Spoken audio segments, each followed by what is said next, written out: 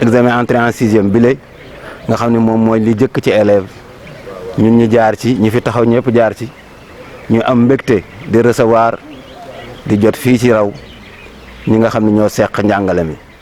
muy autorité académique bi nga xam ne inspecteur bi la inspecteur Guèye ak le sous-préfet autorité administrative ak itam maire bi autorité locale kon am nañu mbégte bu yaatu gis ni itam mbir yi avance am na avancé lool ndax am na ay at yu bare yoo xam ni roq bi yëpp ñu ngi ko daan defee Ndar kon nag ñu ngi ciy kontaan bu baax yàlla na yàlla def jàmm ñu commencé ko ci alhamdulilahi rabbi bismillahi rahmaani rahim eggale ko ci alhamdulilahi rabbil alamin jërëjëf. dañuy am mbégte ñëw fii ci raw ci bis bu njëkk ci examen certificat ak entrée en sixième mu nekk centre boo xamante ni bi centre bu mag la ci ñun parce que am na ñaari téeméer ak fukk ak benn candidat yoo xamante ni bi ñoom ñoo fi ñëw war fee composé ci ñaar téeméer ak fukk ak benn yooyu defe naa ñaar téeméer yi ak juróom-ñeent ñi ngi fi donc ñaar rek ñoom ñoo manqué gum tàmbali nañ ko nag te constaté nañ aussi que ni ñi nga xamante ni bi ay jàngalekat lañ ñu affecté woon leen fii pour ñu ñëw bokk ci examen bi déroulé ko ñoom ñëpp defe naa teew nañ ci heure bi ñu leen santoon ñu ñëw ñu ngi ci biir salle bi ànd naa ak sous-préfet ak monsieur le maire ñu dugg ci salle bi ci sunu kanam la ñu ubbee enveloppe bu njëkk bi xool ko séddatle ko fii may wax ak yéen nii examen bi tàmbali na xale yi ñu ngi ci biir salle yi ñu ngi composé voilà. si lim lan ñaata candidat mu ñëw ci département bi. waaw département bi am na ñaari junni candidat ak juróom-ñetti téeméer ak juróom-ñaar loolu moo fi nekk ci lim ci ay candidat candidat yooyu nag ñi ngi leen toftalal ñetti téeméeri jàngalekat ak ñaar fukk ak ñeent pour ñu saytu examen bi naka la war a doxe ci ñetti téeméer ak ñaar fukk ak ñeent yooyu am na ci ñoo xamante ni bii fukk ak juróom-ñeent lañ parce que fukk ak juróom-ñeenti centre la ñu am ci département bi centre bu ci nekk am nga président ak vice président am nañu aussi ñi nga xamante ni bii ñoo des ci lim boobu ñoom ñooy ñi war a surveiller ak ñi war a def liggéeyu secrétariat bi te defe naa ni déployé wu nañ pour inspecteur yëpp pour wër département bi yëpp fii ak midi. pour que fu ci nekk ñu dem fa taxaw fa xool naka la mbir mi di doxe parce que bii mooy examen bu njëkk pour suñu xale yi mooy mandargaal aussi njeexitalu cycle bu njëkk bi kon yitte yu bëri lañ ko war a jox pour que ni muy doxee mu nekk doxin bu jaar yoon ci loolu aussi ñuy ci profiter di sàkku ci ñi nga xamante ni bii ñoom ñooy ñin fi indi pour ñu doxal yëf yi comme ni ñu leen ko waxee woon démb bi ñuy dajeek chef de centre yi taxawaay bu mat sëkk la ñuy xaar ci ñoom taxawaay bu mat sëkk ak teg liggéey bi ci yoon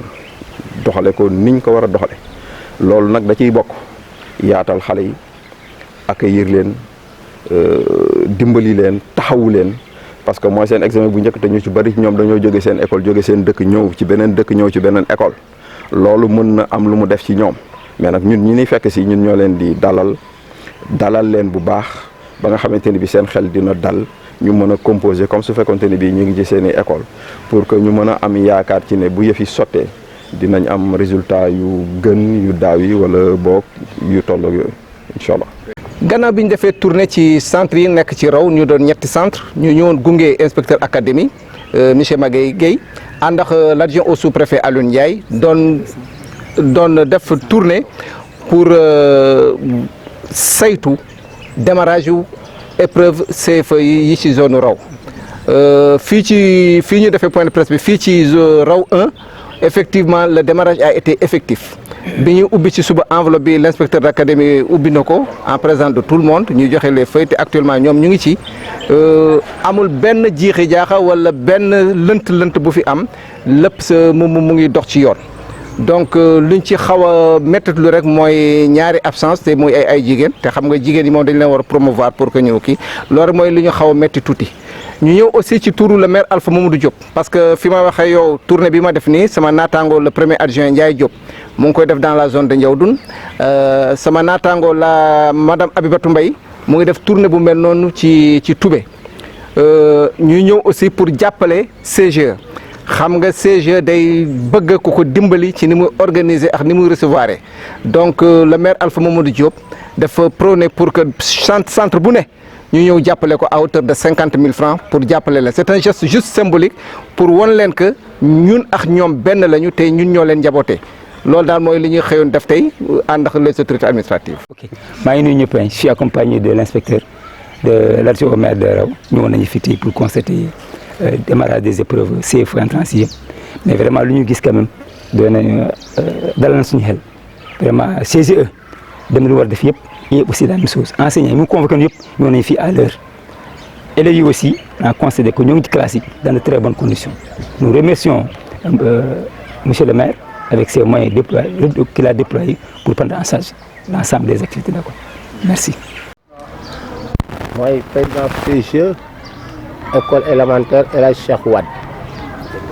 di leen remercier bu baax si ñëw bi ngeen ñëw ak li di leen remercier aussi si li ngeen ñu indil. ndax jàppale ngeen franchement jàppale ngeen su ngeen ginee da ngay àggee si maire daal ni que franchement kontaan nañ si moom trop def na lu mu waroon def xam na ni moom fii la bokk fii la jàngee donc def na lu ko war donc kii remercier bu baax ak yéen tamit yéen ñi nga xam yéen aussi déplacé wu ngeen ñëw ba fii ñoo ngi leen di gërëm bu baax yéen tamit waaw ndax mënoon ngeen toog bañ ñëw waaw loolu daal lañ leen di wax di leen remercier infiniment franchement mën amu fu mu yem. centre bi bon tout se passe bien franchement tout est clair ba pare surveillant yi doy nañu président jury bi aussi nekk na à l'aise avec son secrétariat ñoo ngi liggéey daal franchement y a pas de problème waaw voilà. C'est Biram Sow je suis l'adjoint au chef de centre du centre de El Hadj Cheikh Wade donc fii mooy centre El Hadj Cheikh Wade nekk ci commune de Gandon IFC département donc jury bi ñu ngi fii depuis 7h30 minutes donc élèves yi ñëpp ñëw nañu donc nous avons en tout ñu ngi am téeméeri ndongo ak fanweer ak juróom-benn bi ñu xoolee également bi ñu leen saytoo dafa mel ñett rek ñoo ci absent ñoo ñëpp ay candidats libres lañu jàngalekat yi également ñoom ñëpp vraiment ñëw nañu amul benn absent lu jëm ci wàllu jàngalekat yi. donc salle de classe également préparé nañ ko bu baax a baax donc démarré nañu depuis 8h05 minutes en tout cas épreuve yi ñu ngi ci deuxième épreuve bi xale yi sax génn récréation nii may wax ak yéen nii donc fi ni ñu mën a wax daal mooy fii nii au centre de El Hadj Cheikh Wade bu Gandon tout se passe bien pour l'instant donc bi ñu demee aussi également ba ci diggu bëccëg bi jot nañu la visite d'une délégation venant de la commune de Gandon dirigée par le maire Alpha Diop ñooñu également ñëw nañu saytu ci centre bi xool ci yan conditions la ñu nekkee donc amal nañu waxtaan même ak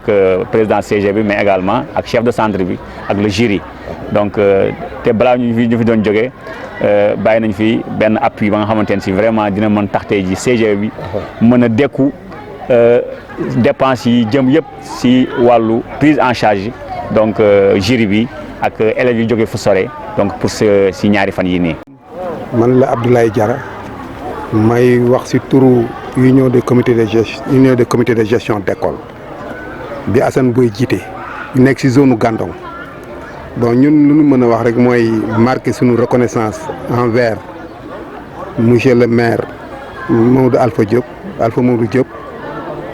ak équipe municipale bi ndaxte 3 centres yi nga xam ni ñoom lañu couvrir yëpp jëm nañ fa mu am un appui consistant bu leen jox donc loolu dañ koy ñaanal yàlla jàppale ko ba mu gën ko mën a yokk te gis nañu tamit au niveau de l'éducation mi ngi def une démarche inclusive boo xam ne daf ñu ci boole donc loolu dañ ko ci remercier bu baax en tout cas fi ñu dem yëpp centre yi ñu visité gum yëpp te ñu dem fa te mu nekk ci suñu zone Gandon bi gis nañ ni ñetti centre yëpp ban fa demee gis nañ fa jàmm donc dañ koy ñaanal yàlla donc li mu def ren gi vraiment ñu ngi koy reconnaître di ci kontaan di ko ñaanal yàlla jàppale ko ba nga xam ni li nga xam ni moom la mbëbët jëmale ko si éducation yàlla jàppale ko si. donc yàlla na ko yàlla def. te xale yi itam ñu ngi leen di ñaanal yàlla jàppale leen ñu am seen examen ñi nekk si centre yi yàlla jàppale leen ñu bañ am benn tolof yàlla na ko yàlla def. yàlla jàppale bu baax a baax donc kontaan nañu bu baax nag yàlla jàppale. Deuxième adjointe au maire de la commune de Gandon teewal fii monsieur le maire Alpha Mamadou Diop maire de la commune de Gandon comme niñ ko defee depuis ci suba yàlla dafa dogal na man maa dirigé woon équipe bi nga xamante ni ñoo doon sillonné la zone de Toubé mu am ñetti centre ñu ngi jëkkee ngay jóge fa dem Ndiébène Toubé tey jii ñu ngi mujjeel Gandon suñu yeneen naatagoo aussi ñu ngi woon ci yeneen zone la zone de Ndiaoudoune était dirigée par monsieur le maire Ndiaye Diop ak son équipe la zone de Raw aussi mu ngi ànd ak monsieur le maire Cheikh Ahmed Tidiane Sognane yàlla dogal fii ci Gandon bi fi ñëwee tamit li ñu fekk ci centre yëpp lañ fi fekk rek muy alhamdulilah rabbil alamina fekk nañ fi équipe bi yëpp ñu ngi teew jàngalekat yi ak surveillant yi président parents d'élèves yi ñoom ñëpp ñoo ngi fi. yàlla dogal na monsieur le maire it comme ni mu ko baaxoo di def rek chaque année dafay am ndimbal bi ngay xamante ni daf koy dimbalee chef de centre yi ak seen personnel ba fa nekk pour que ñu mën a dérouler seen i examen ñaari fan yooyu ci anam yu mucc ayib bu sañoon nag dina leen jox appui bu gën bëri sax waaye nag yoon yemul ci benn te comme dafa couvrir 10 centres yi nga xamante ñoo nekk dans la commune de Gandon kon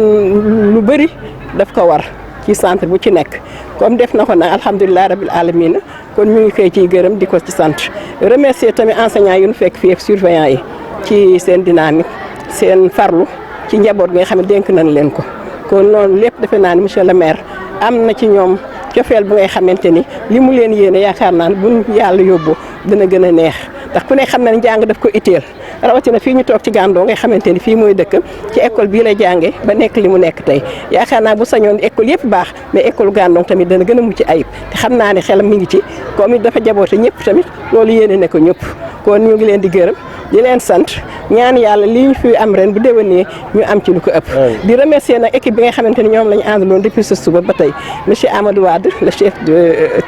chef de cabinet du maire monsieur Mamadou Diop le directeur technique Assane Boy ak monsieur Diarra ñi nga xamante ni ñooy UCG bi ànd aussi Adama Thiaw mi nga xamante ne mooy jàppale moom itam ci communication bi ñu ñëwee Gandon aussi fekk nañ fi équipe bu jógee woon Raw Mamadou Lay jiite leen moom itam Marème Ndiaye Ibrahima Diop ñoom ñëpp ñoom ànd nañu ak ñun ci tournée bi tey ñu jeexal ko fii ci Gandon ñaan yàlla examen yi déroulé si jàmm xale yi am ci ndam yu ngay xamante ne kawe seen jot te yàlla barkeel ko gërëm nañu ñëpp sant nañu ñëpp di ñaan yàlla ba déwén académique les autorités administratives et les autorités locales nous souhaitons que tout se passe bien. Nous remercions tout le monde d'avance. Merci. Je m'appelle Magueye Gueye, je suis inspecteur de l'éducation et de la formation, chef de la circonscription de Saint-Louis département. Et nous sommes venus donc en cette première journée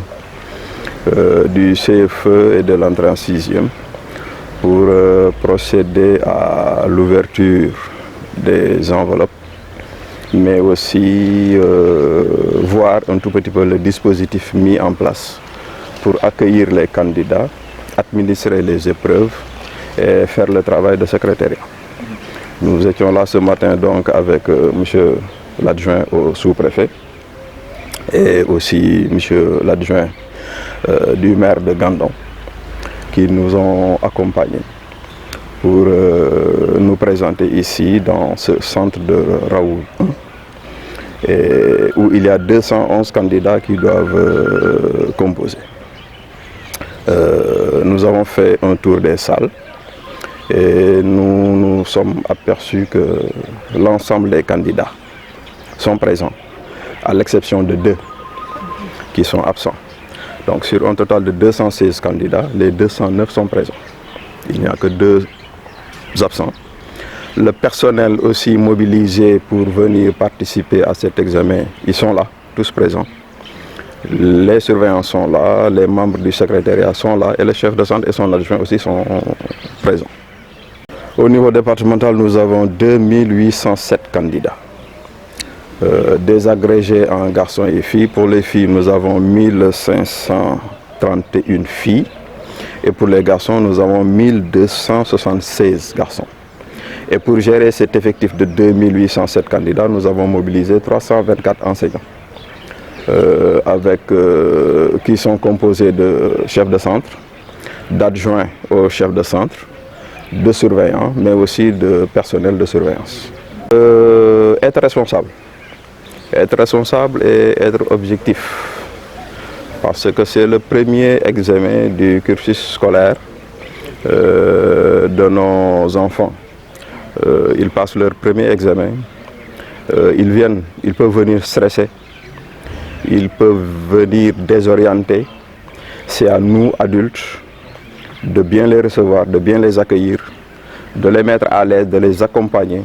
mais de rester rigoureux et objectif dans l'administration. Parce que nous sommes à une évaluation qui consacre la fin d'un cycle. Ce travail-là doit être fait avec beaucoup d'objectivité, mais aussi avec beaucoup de rigueur, tout en restant disponible à accompagner les candidats pour qu'au bout, nous puissions avoir le maximum de réussite possible. Bonjour, nous sommes venus accompagner les autorités académiques en la personne de l'inspecteur de l'IF et les autorités administratives en la personne de l'adjoint au sous-préfet Alioune Ndiaye. Nous avons fait pratiquement le tour des centres de Rao, qui sont au nombre de 3. Et nous avons noté une satisfaction dans le démarrage et la présence au niveau des centres. Moi, je suis dans la zone de Rao, j'ai fait une tournée avec l'inspecteur d'académie. Dans la zone de Ndiaoudoun aussi, il y a le premier adjoint Ndiaye Diop qui fait une tournée pareille. Et dans la zone de Toubé, il y a la deuxième adjointe au maire, Mme Abibatou Mbaye, qui fait une tournée pareille pour voir ce qui se passe réellement dans la commune de Gandon. Bon, en tant qu'autorité communale, nous nous soucions du démarrage et du développement des activités scolaires dans la zone et dans la commune. Et pour ces épreuves aussi, nous avons pris l'initiative de faire une tournée avec les autorités pour voir le déroulement correct et nous avons jugé satisfaisant ce déroulement. En même temps, nous sommes venus remettre une enveloppe qui consiste en l'accompagnement de la commune pour le CGE, pour l'organisation de ces épreuves. Donc c'est une enveloppe de 50 000 francs que nous allons remettre au président du CGE et c'est dans tous les centres que le maire Alpha Mamadou Diop a bien voulu dégager cette enveloppe pour appuyer l'organisation de ces examens. Nous lançons un appel solennel à tous les parents d'élèves pour que tous les enfants soient présents. Malheureusement, on a déploré une absence de 2 filles sur l'effectif global de la commune de Gandon, mais c'est un peu regrettable et surtout que ce soit des filles encore. Mais nous lançons un appel aux parents pour qu'ils veillent à l'assiduité des élèves pendant ces périodes d'examen. Bon, merci, je suis accompagné de l'IF département et M. Ndiaye, Amadou Sognan, adjoint au maire de Gandon et les membres du CGE de l'école élémentaire 1. Nous sommes satisfaits. Franchement, on a constaté que le CGE a déployé important moyen. Vous voyez, a vu, vraiment les enseignants et les élèves sont bien accueillis à l'école. Et l'IF aussi en personne, tout le personnel convoqué est là. On a remarqué qu'il y a qu'un absent, on a fait le tour des quelques 4 salles de classe, on a constaté que tous les anciens convoqués sont présents et les élèves sont bien baignés là. Il n'y a que 2 absents, malheureusement, 2 absentes qu'on a pu noter sur 216 élèves. Bon, comme l'a dit IF, d'être objectif, les enfants,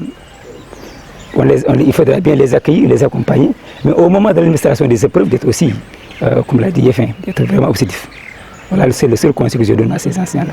Et d'être là à l'heure comme ils ont fait. Et respecter aussi pour les 2 jours.